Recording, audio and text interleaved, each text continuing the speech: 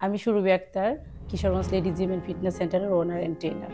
নারী দিবসে আমার Kishoreganj lady gym and fitness সেন্টারের পক্ষ থেকে নারী দিবসের শুভেচ্ছা। আমার শুরুটা হয়েছিল, আমি নিজে একজন স্টুডেন্ট ছিলাম জিম সেন্টারের। তখন আমার ওয়েট ছিল 90 কেজি। ওই জায়গা থেকে এক্সারসাইজ করতে করতে যখন আমি আমার লক্ষ্যে পৌঁছে যাই, 60 কেজিতে আসি, তারপর ওই জায়গা থেকেই আমার শুরুটা আর কি। তখন থেকেই চিন্তা ভাবনা যে আমি নিজে একটা লেডি জিম সেন্টার করব। ছোটবেলা থেকে আসলে উদ্যোক্তা হওয়ার ইচ্ছা ছিল, বলতে গেলে নিজে একটা কিছু করা, নিজের পায়ে দাঁড়ানোর, এটা খুব চাইতাম, খুব করে চাইতাম। আসলে আমার প্রফেশনটা একটু অন্য সব প্রফেশন থেকে একটু ভিন্ন। তো জিম সেন্টারটা আসলে ওইভাবে আমাদের সমাজে এখনো ইউজড না। হ্যাঁ, তো যখন আমি নিজে জিম করি, ওই বিষয়টাই ছিল আমি একদম ফ্যামিলি থেকে আড়াল করে নিজের ওয়েট লস করার জন্য জিমে জার্নিটা আমি শুরু করি। তো ওই জায়গা থেকে আমার প্রতিবন্ধকতা আসলে শুরু। তখন থেকে দেখতাম যে ওই জায়গায় যে মহিলারা আসতো জিম করার জন্য, তারা বেশিরভাগই বাসা থেকে মিথ্যা কথা বলে আড়াল করে বিষয়টা জিম সেন্টারে আসতো। তখন মানুষ মনে করতো যে জিম সেন্টার ওই জায়গায় যে মানুষ যায়, ওইটা আসলে পজিটিভভাবে কেউ দেখতো না, পজিটিভভাবে নিত না। হ্যাঁ, তো ওই জায়গা থেকেই প্রতিবন্ধকতা শুরু। তারপর থেকে তো প্ল্যান করি যে আমি নিজে একটা মহিলাদের জন্য একটা আলাদাভাবে স্পেশাল একটা জিম সেন্টার দিব, শুধু লেডিসদের জন্য। আসলে কিভাবে খাটিয়ে উঠতেছি বলতে গেলে, সম্পূর্ণ একটা আমার মনের জোর, আর আমার ইচ্ছা ছিল যে আমি করবো এটা। ওই ওই ওই চিন্তাধারা থেকেই আমি একদম বলতে গেলে একঘেয়েমি, একরুকা ছিল আমার একটা ইচ্ছা যে না, আমি একটা লেডিস জিম সেন্টার করবই। তো ওই জায়গা থেকে ফ্যামিলির সাপোর্ট বলেন, সমাজ, সব কিছুর ঊর্ধ্বে গিয়ে একদম সবার ঊর্ধ্বে গিয়ে যে না, আমি এটা করবোই, ওইভাবে অনেক স্ট্রাগল করে আসলে ওই সেন্টারটা আমি দাঁড় করাই। আমি যখন ট্রেনিং করতাম, ওই জায়গাটাও আমি লুকায়া লুকায়া ট্রেনিংটা আসলে করতাম।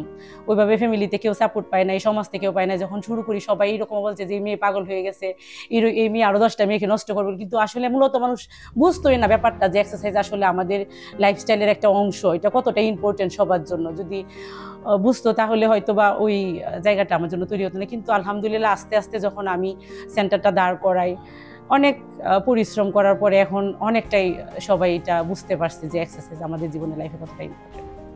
ভবিষ্যৎ পরিকল্পনা বলতে গেলে আমার একটাই জ্ঞান, যে মেয়েদের নিয়ে কাজ করা, সবার প্রত্যেকটা ঘরে ঘরে যেন আমি পৌঁছে দিতে পারি যে এক্সারসাইজ আমাদের লাইফে কতটা ইম্পর্টেন্ট। আমরা মহিলারা যদি সুস্থ থাকি, ভালো থাকি, তাহলেই ফ্যামিলি ভালো থাকবে, এটা জাতি একটা ভালো একটা ভবিষ্যৎ পাবে। সব কিছুই যদি আমরা সুস্থ থাকি তাহলেই সবকিছু সম্ভব। এটার জন্য এক্সারসাইজ একদম মাস্ট, সবার জন্যই দরকার। শুধু যে মোটাদের ক্ষেত্রে, ওয়েট যাদের বেশি তাদের জন্য এক্সারসাইজ না, এক্সারসাইজ হচ্ছে সবার জন্য, মোটা চিকন সবার জন্য, ফিট থাকার জন্য আমাদের এক্সারসাইজ দরকার। ওই পরিকল্পনা থেকে আমার ইচ্ছা আছে যে আমাদের আরও Kishoreganj lady gym and fitness সেন্টারে আরও শাখা হবে। আমি আরও যদি আলহামদুলিল্লাহ আমার চিন্তা ভাবনা আছে, আরও 1-2টা শাখা খুলে মহিলাদের কর্মসংস্থানের আমি একটা জায়গা তৈরি করে দেব। আসলে শুরুর দিকে আমার 90 কেজির মতো ওয়েট ছিল। আমি প্রায় সময় অনেক অসুস্থ থাকতাম, অনেক প্রতিবন্ধকতার শিকার হইতাম। তো ওই জায়গা থেকে আমি চিন্তা করি যে না, একটা সময় আমার ফিল হয় যে আমার ওয়েট লসটা করতে হবে, আমার সুস্থ থাকতে হবে। ওই জায়গা থেকে আমি একটা জিম, যেটা ছেলে মেয়ে উভয় ছিল, ওই রকম একটা কমন জিমে আমি জিম করা শুরু করি। তো ওইখানে যখন আসলে আমি জিম করা শুরু করি, প্রায়ই দেখতাম যে আমার মতো অনেক মেয়েরাই আসতো, তারা আসলে ফ্যামিলি থেকে বলে আসতো না, না বলে লুকিয়ে জিম করতো। তখনকার সময় একটা ছিল, জিমে আসলে ভালো মেয়েরা যায় না, জিম একটা নেগেটিভ ধ্যান ধারণা ছিল সবার। তো ওই জায়গা থেকে আমি যখন আমার ওয়েট লসটা, আমার টার্গেট আমি ফিল আপ করি, 60 কেজিতে চলে আসি, তখন আমার চিন্তা হয় যে না, আমি যদি মেয়েদের জন্য আলাদা একটা লেডিস জিম সেন্টার ওপেন করি, তাহলে অন্তত কেউ মিথ্যা কথা বলে জিমে আসতে হবে না, ফ্যামিলি থেকে তাদেরকে ভর্তি করায় দেবে। হ্যাঁ, তো ওই চিন্তা থেকে আমি আসলে লেডিস জিম করার চিন্তা ভাবনাটা শুরু করি।